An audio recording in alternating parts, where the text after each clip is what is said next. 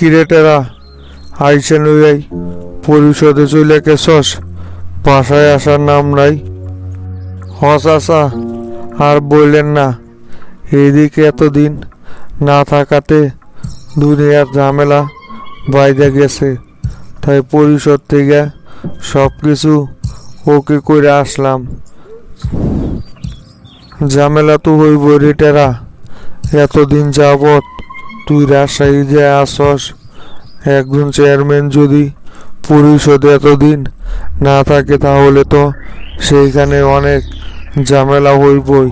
তা কি এত ট্রেনিং করলি যে এতদিন তোদের সময় লেগে গেল? আর বললেন না চাচা, ঈদ সামনে করে গেছি তো সেই জন্য আরো ঝামেলা হয়ে গেছে। এই কাজ সেই কাজ, এই অফিসার আসে সেইটা আসে না, এবার সবাই সময় আরো প্রায় 3 দিন বেশি লাগলো। তবে চাচা ট্রেনিংটা খুবই ভালো একটা ট্রেনিং ছিল। এখান থেকে মোটামুটি অনেক কিছুই শিখা গেছে, যেগুলো এখন আমি জনগণের উপর অ্যাপ্লাই করে সাধারণ মানুষের সেবা আরও দ্বিগুণ করতে পারবো। ট্রেনিংটা আমার জন্য খুবই গুরুত্বপূর্ণ একটা ট্রেনিং ছিল চাচা। তা তো হইবই রে, এই সমস্ত সরকারি ট্রেনিংগুলো আসলে খুবই গুরুত্বপূর্ণ ট্রেনিং হয়ে থাকে, কিন্তু সেটা তো আর সকলে করে না। যাদের দুর্নীতি করার চিন্তা ভাবনা থাকে তারা শুধু এই ট্রেনিংটারে সময় মাত্র দিন পার করে তারপর চলে আসে। আর যাদের ভিতরে জনসেবা করার সত্যি তীব্র আকাঙ্ক্ষা থাকে তাদের জন্য এই ট্রেনিংগুলো খুবই গুরুত্বপূর্ণ ট্রেনিং হয়ে থাকে। কয়েকদিন আগে আমি জাতিসংঘের যে ট্রেনিংয়ে গিয়েছিলাম, ওটা তো আরও গুরুত্বপূর্ণ ট্রেনিং ছিল। ওইখান থেকে ট্রেনিং করে আসার পর থেকেই তো দেখোস না এখন জনগণের জন্য নতুন কিছু কে কি করলো না করলো ওইটা নিয়ে আমার কোনো মাথা ব্যথা নেই চাচা। আমি ট্রেনিংটা খুবই গুরুত্ব দিয়ে ট্রেনিং করছি, যাতে করে এখান থেকে যা যা শিখতে পারছি সেগুলো আমি জনসেবায় কাজে লাগাতে পারি। ট্রেনিংটা আমার জন্য খুবই একটা গুরুত্বপূর্ণ ট্রেনিং ছিল। এখান থেকে যা যা আমি শিখতে পারছি সেই সব কিছুই জনসেবার জন্য উৎসর্গ করে দেব।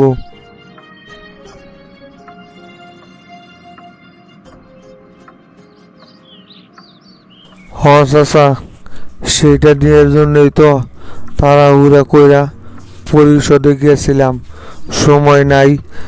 আরো আগেই এই কাজটা করা দরকার ছিল, কিন্তু ট্রেনিংয়ের কারণেই তো করতে পারলাম না।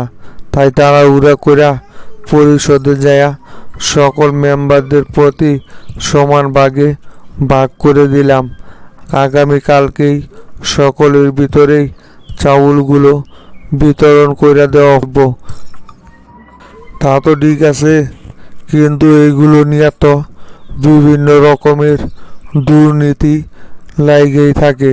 সেই দিকে আবার লক্ষ্য রাখিস, দেখিস মেম্বাররা যাতে এইখান থেকে কোনোভাবে দুর্নীতি করতে পারে না।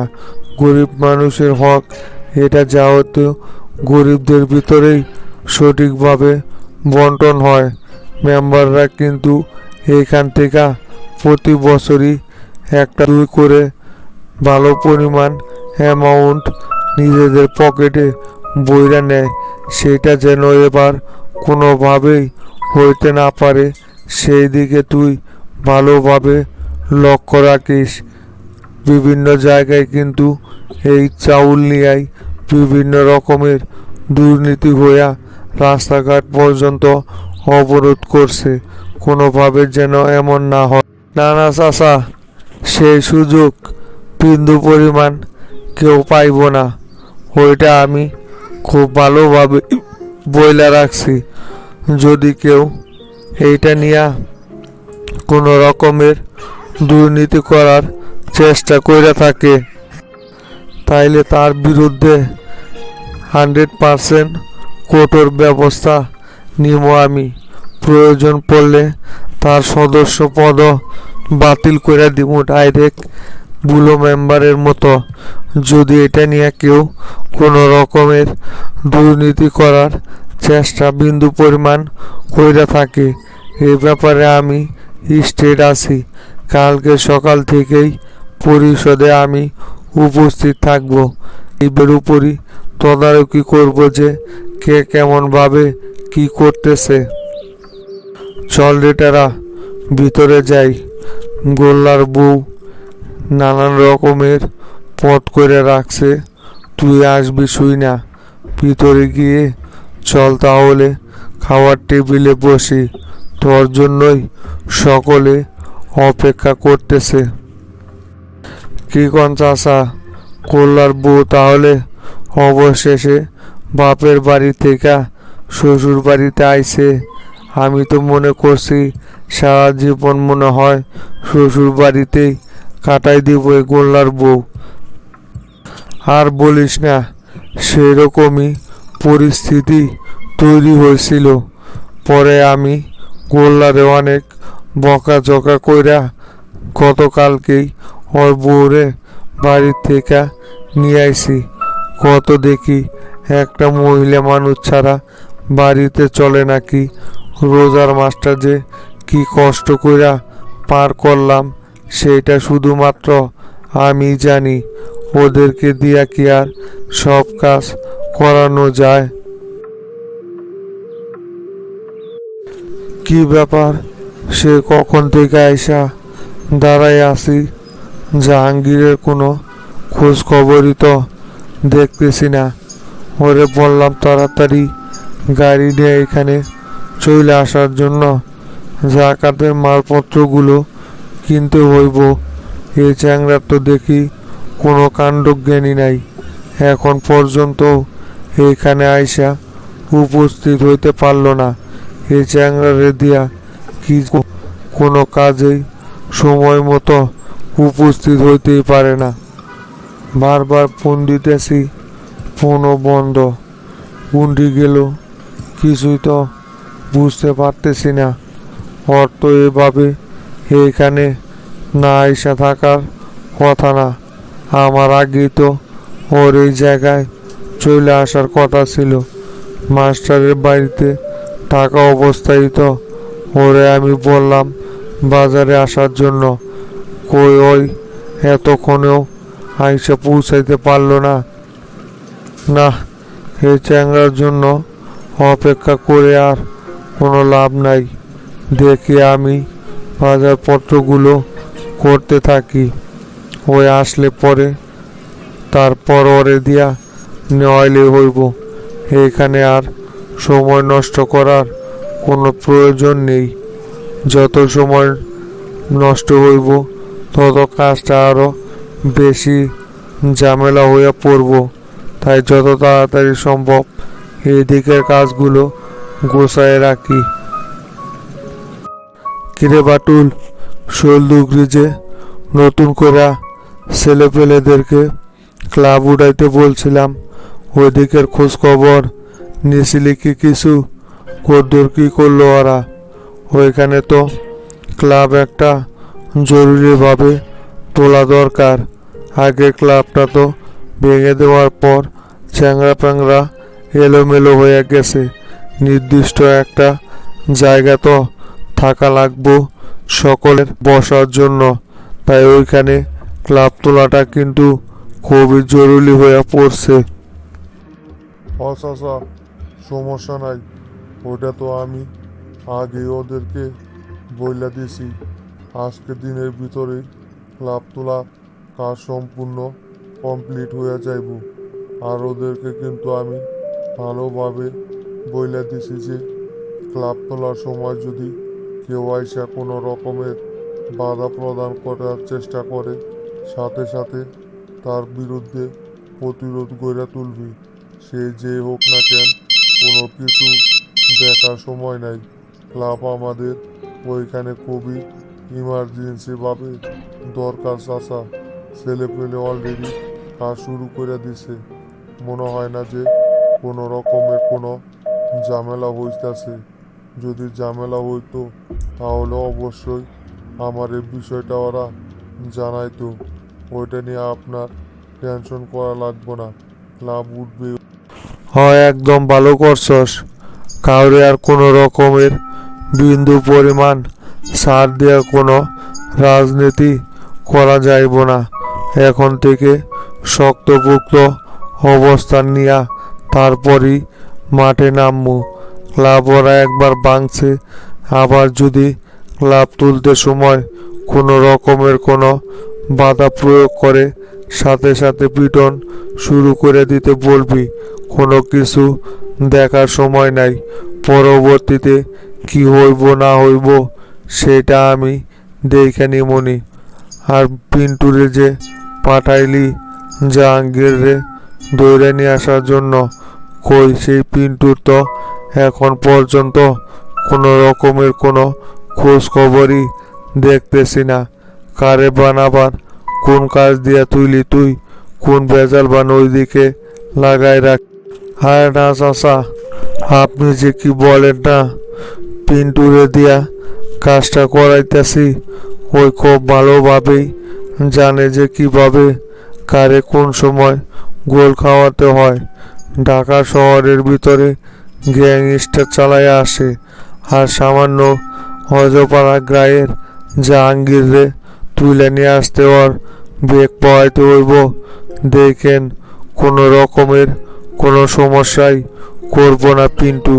ঠিকঠাকভাবেই জাহাঙ্গীর রে তুলে নিয়ে আইসা গোডাউনে আটকায় রাখবনি।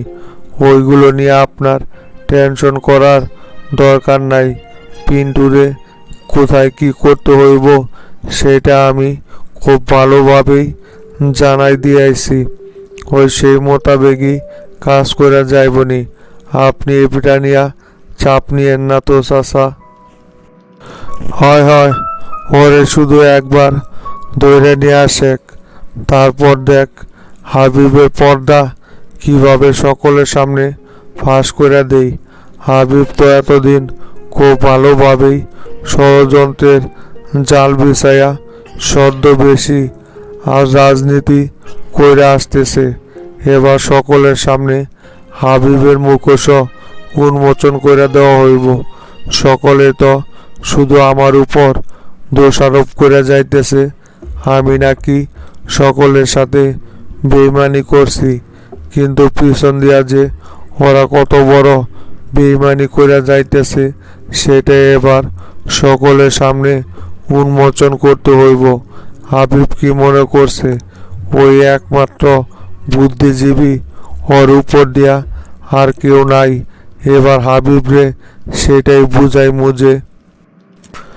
চাচা একদম রাইট কথা বলছেন আপনি।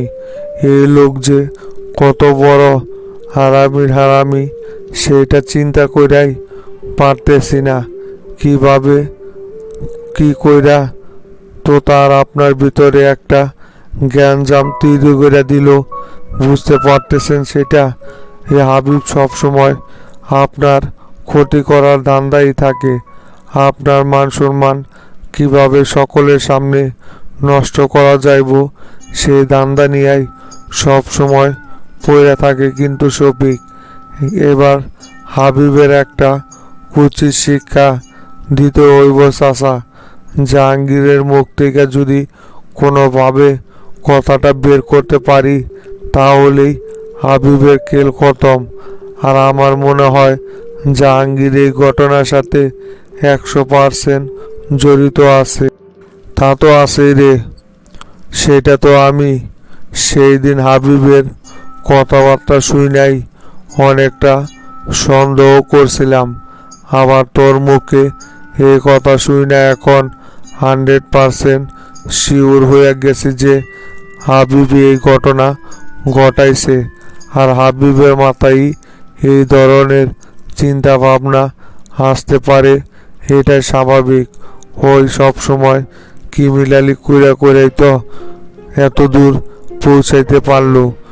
দেখলি না কিভাবে মাস্টার আর শামসুরে একদম হাতের পুতুল বানায় রাখছে। এ তোতাও তো আমার সাথে যে বেমানিটা করলো এর সম্পূর্ণ ইন্ধনদাতা হচ্ছে এ হাবিব।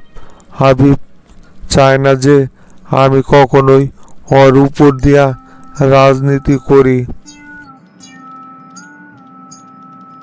কি করা লাগে না লাগে সেটা আমার খুব ভালোভাবেই জানা আছে রে বাটুল। শুধু একবার জাহাঙ্গীররে সঠিকভাবে পিন্টুকালি ধরে নিয়ে আসুক। হাবিবের এবার যদি 12টা না বাজাইয়া সারছি তাইলে বইলা দিলাম আমার নামও শফিক না। হাবিব কি মনে করছে এই তেলমারা রাজনীতি কইরা ওই রাইগাইতে পারবো শামসু আর মাস্টারের কাছে? এবার হাবিবরে 2 নাম্বার প্রমাণ করবো। সবসময় ওরা ন্যায় ও নীতির কথা বইলে আসে না। এবার দেখবো হাবিবের ব্যাপারে কি পরিমাণ ন্যায় নীতি বজায় রাখে।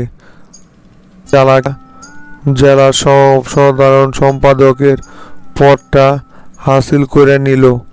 ওই জানে যে কোনোভাবেই শামসু ওরে নমিনেশন দিবে না, সেই জন্য তোতারে নমিনেশনটা দিয়া ওই ঠিকই জেলার পদটা বাগাই নিল। এইগুলো কি আমি বুঝি না মনে করছে হাবিব? সবই বুঝি। ওই যে কি করতেছে।